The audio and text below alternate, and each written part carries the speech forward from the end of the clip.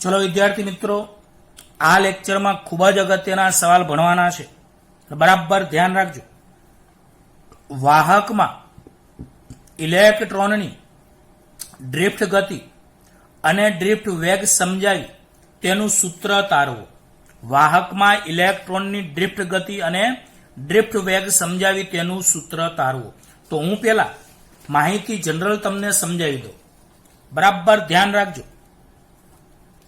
काले मैं तमने एक बात कही थी, चलो हूँ थोड़ी आकृति झूम करीने दोरू छुं એટલે તમને વધારે ખબર પડે। સમજી લ્યો કે આ વાહક તાર છે। કાલે મેં તમને કહ્યું હતું કે ધન આયનો એ નિશ્ચિત, આગળના લેક્ચરોમાં કહ્યું હતું મેં કે ધન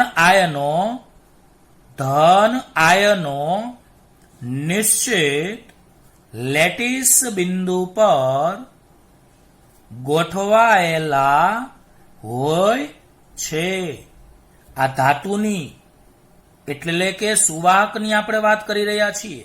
અચ્છા, હવે ઇલેક્ટ્રોન એ અસ્તવ્યસ્ત ગતિ કરતો હોય તો હું એક અસ્તવ્યસ્ત ઇલેક્ટ્રોનનો માર્ગ તમને અહીંયા બતાવ્યો। ચલો, અત્યારે તમને આકૃતિમાં એક ઇલેક્ટ્રોનનો અસ્તવ્યસ્ત માર્ગ દેખાય છે, એ થી બી।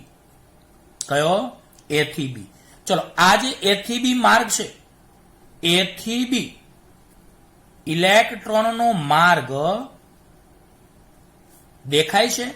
આ એ થી બી ઇલેક્ટ્રોનનો માર્ગ કયો છે? તો વિદ્યુત ક્ષેત્રની ગેરહાજરીનો છે।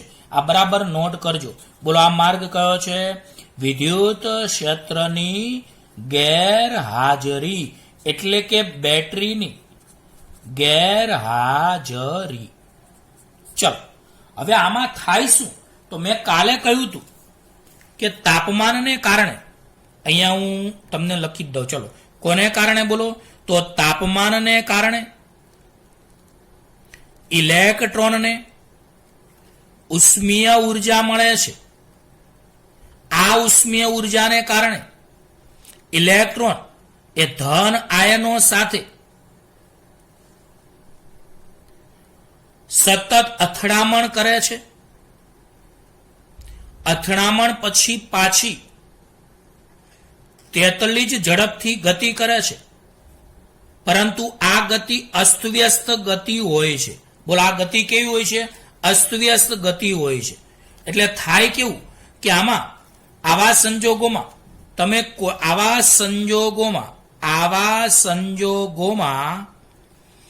કોઈ પણ આડછેદમાંથી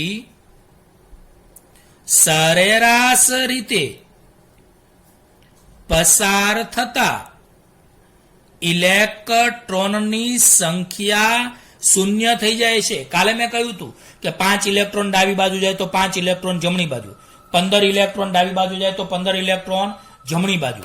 સીધી ભાષામાં સરેરાશ રીતે પસાર થતા ઇલેક્ટ્રોનની સંખ્યા જ શૂન્ય થાય તો પછી વિદ્યુત પ્રવાહ શૂન્ય થાય, આવું મેં કહ્યું હતું। હવે આપણે વાત સમજીએ। ઇલેક્ટ્રોનની સંખ્યા સરેરાશ રીતે શૂન્ય થાય તો આવા સંજોગોમાં હવે આપણે શું કરીએ કે બેટરી જોડી દઈએ। બોલો, કોણ જોડી દઈએ? બેટરી।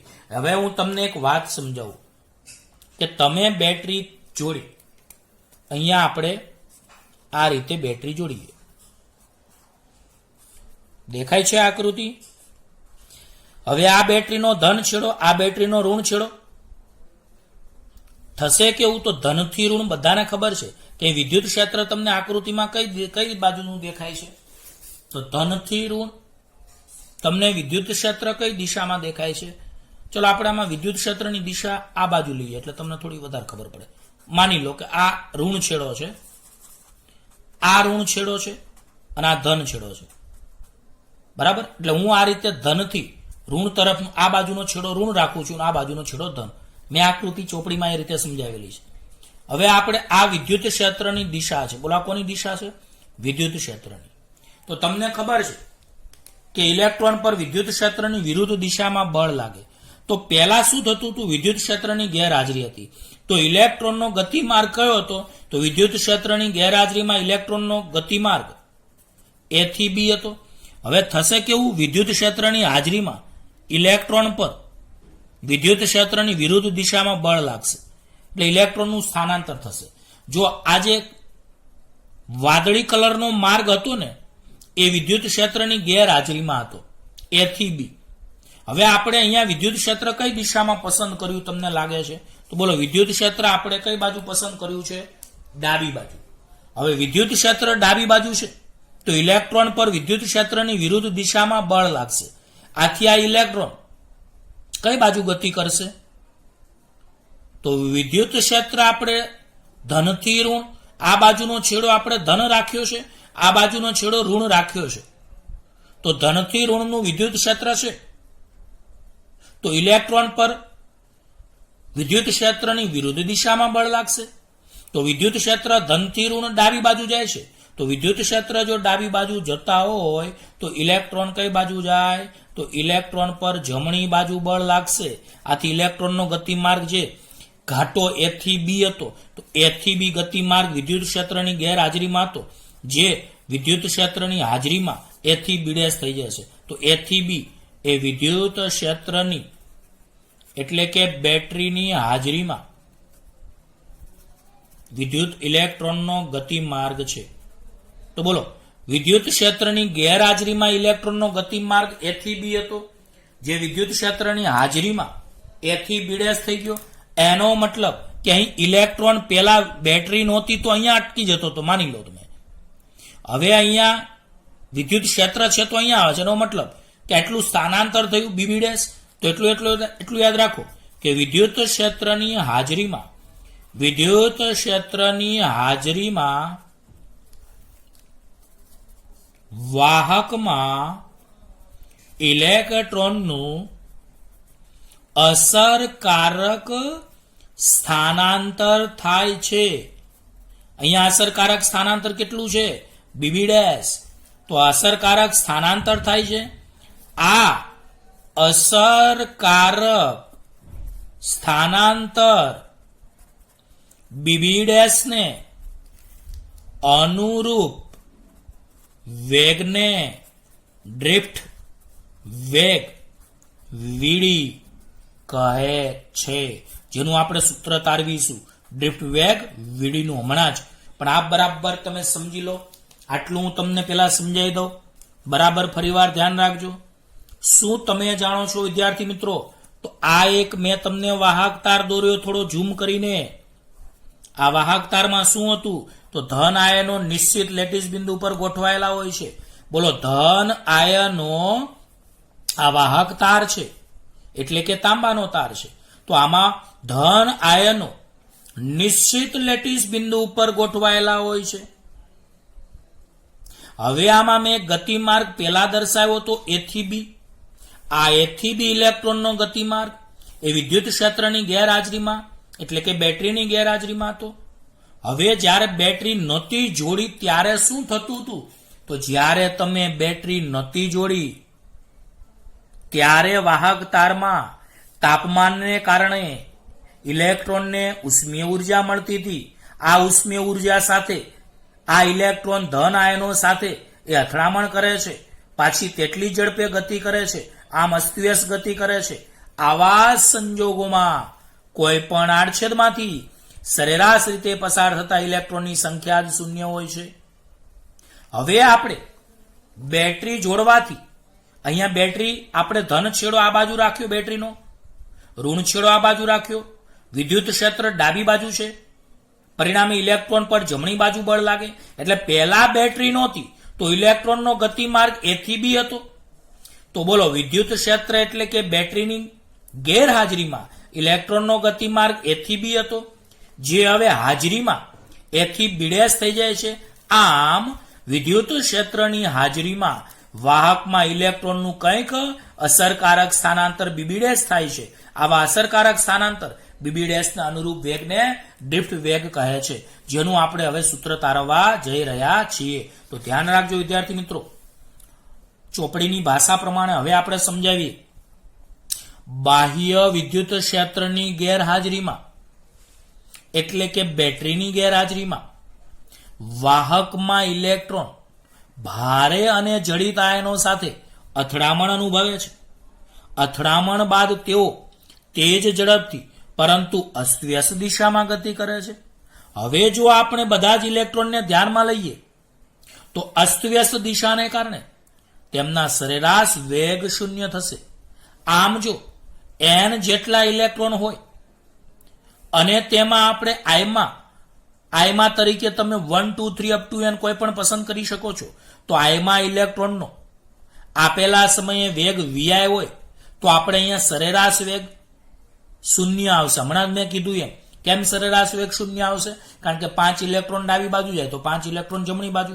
આમ અહીંયા સરેરાશ રીતે લખવાની પદ્ધતિ આ રીતે છે, sigma i is equal to 1 to n વેગનો સરવાળો ભાગ્યા સંખ્યા મેં સામાન્ય લઈ લીધી તો સરેરાશ આ રીતે લખાય 1 upon n sigma i is equal to 1 to n vi.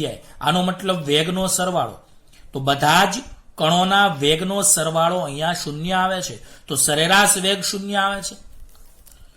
જો વિદ્યુત ક્ષેત્ર હાજર હોય તો આ વિદ્યુત ક્ષેત્રના કારણે ઇલેક્ટ્રોન પ્રવેગિત થશે. હમણાં જ આપણે કહ્યું ગતિ થશે, પ્રવેગિત થશે. તો બોલો, જો વિદ્યુત ક્ષેત્ર હાજર હોય તો વિદ્યુત ક્ષેત્રને કારણે ઇલેક્ટ્રોન પર વિદ્યુત ક્ષેત્રની વિરુદ્ધ દિશામાં બળ લાગે. આથી ઇલેક્ટ્રોનનો પ્રવેગ કેટલો? તો અહીંયા પ્રવેગ એ બરાબર બળ ભાગ્યા ભૂલમાં અહીંયા કદ છપાઈ ગયું હતું. મેં તમને જે પીડીએફ આપી છે એમાં અહીંયા ઇલેક્ટ્રોન શબ્દ હતું. આટલું ચેકી નાખજો તમે ત્યાં પીડીએફમાં. અહીંયા કદની જગ્યાએ દળ. જે પણ સુધારો હોય એ તમારે હું ભણાવું છું એટલે વિડીયોમાં તમારે ભણાવું ત્યારે નોટ કરીને પીડીએફમાં તમારે સુધારો હાથે જ્યારે હોમવર્ક કરો ત્યારે સુધારાવાળું હોમવર્ક કરવાનું. તો મેં હમણાં જ કીધું એમ, બોલો, જો વિદ્યુત ક્ષેત્ર હાજર હોય તો આ વિદ્યુત ક્ષેત્રને કારણે ઇલેક્ટ્રોન પ્રવેગિત થશે. એટલે કે વિદ્યુત ક્ષેત્રને કારણે ઇલેક્ટ્રોન પર વિદ્યુત ક્ષેત્રની વિરુદ્ધ દિશામાં બળ લાગશે. માટે ઇલેક્ટ્રોનનો પ્રવેગ બરાબર તો બળ ભાગ્યા દળ. બોલો, બળ કેટલું? -e upon m. ઘણા કે આ -e કેવી રીતે આવ્યું? તો યાદ કરો, મેં તમને વિદ્યુત ક્ષેત્રનું સૂત્ર E બરાબર કયું શીખવાડ્યું હતું ચેપ્ટર 1 માં? F upon Q. તો F બરાબર Q થાય. અચ્છા, હવે મને કહો ઇલેક્ટ્રોન પર લાગતું બળ બરાબર તો ઇલેક્ટ્રોનનો વિદ્યુત ભાર -e અને આ રીતે થાય. અચ્છા, હવે તમે F બરાબર ma જાણો છો તો A બરાબર F અપોન m થાય. F એટલે બળ, m એટલે દળ. હવે અહીંયા -e અને દળ m તો આ ઇલેક્ટ્રોનનો પ્રવેગ કેટલો આવ્યો? -e upon m. તો અહીંયા જે ઇલેક્ટ્રોન ગતિ કરે છે એ કેટલા પ્રવેગથી ગતિ કરે છે? તો -e અપોન m. તો હવે આપણે જ્યાં e ઇલેક્ટ્રોનનો વિદ્યુત ભાર અને m ઇલેક્ટ્રોનનું દળ છે, પણ આ ઇલેક્ટ્રોનનો પ્રવેગ એક ક્ષણ પૂરતો જ હોય છે. હવે આપણે આગળ વધીએ. ધારો કે આઈમાં ઇલેક્ટ્રોનનો અથડામણ બાદ t સમયે વેગ vt હોય તો vt બરાબર vi પ્લસ at. હવે આ સૂત્ર તો તમે જાણો છો, v બરાબર vi પ્લસ at. આમ તો v બરાબર v0 પ્લસ at તમે જાણો છો, પણ મેં અહીંયા બોલો, ધારો કે આઈમાં ઇલેક્ટ્રોનનો અથડામણ બાદ t સમયનો વેગ vt હોય તો vt બરાબર, યાદ રાખો, vi એ પ્રારંભિક વેગ છે. અહીંયા સંજ્ઞામાં આપણે સૂત્ર તમે કઈ રીતે જાણો છો? તો સૂત્ર તમે જાણો છો v બરાબર v0 પ્લસ at પરથી આ સૂત્ર આવેલું છે. બોલો, આમાં પ્રારંભમાં વેગ v0 ની જગ્યાએ મેં vi ધાર્યો છે, તમે ui ધારી શકો છો. તો બોલો, પ્રારંભમાં વેગ v0 ની જગ્યાએ vi ધાર્યો છે, પ્રવેગ a અને સમય t. હવે અહીંયા મેં vt એ t સમયનો વેગ બરાબર vi. બોલો, ઇલેક્ટ્રોનનો પ્રવેગ a બરાબર તમે કેટલો જાણો છો? -e upon m. તો અહીંયા -e અપોન m લખ્યા. હવે મને કહો, આ તો ખાલી એક કણની જ વાત થાય છે. સમગ્ર વાહકનો અભ્યાસ કરો તો ઉપરના સૂત્રમાં તમારે સરેરાશ લખવું પડે, કારણ કે આ કોઈ એક ઇલેક્ટ્રોનના આધારે છે. જો અહીંયા આઈમો ઇલેક્ટ્રોન લખ્યો છે તો આ સૂત્ર એક જ ઇલેક્ટ્રોન માટે છે, એટલે કે આઈમાં ઇલેક્ટ્રોન માટે છે. પણ આપણે સમગ્ર વાહકનો અભ્યાસ કરો તો આ સૂત્રમાં vt ની જગ્યાએ સરેરાશ લખવું પડે, કારણ કે વાહકમાં કઈ એક જ ઇલેક્ટ્રોન ના હોય, ઘણા બધા ઇલેક્ટ્રોન હોય, તો આપણે સરેરાશ લેવું પડે.